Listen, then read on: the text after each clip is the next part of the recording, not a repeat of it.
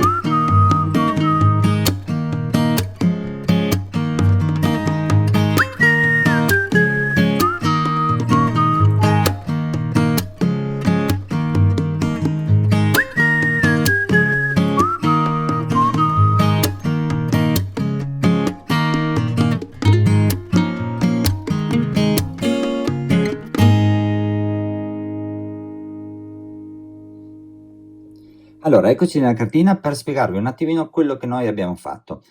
Noi siamo arrivati a Soleschiano, da lì abbiamo parcheggiato la macchina di fronte alla chiesa. Abbiamo preso questa stradina asfaltata fino al primo bivio. A questo punto ci siamo tenuti sulla sinistra e abbiamo incominciato a fare una strada bianca.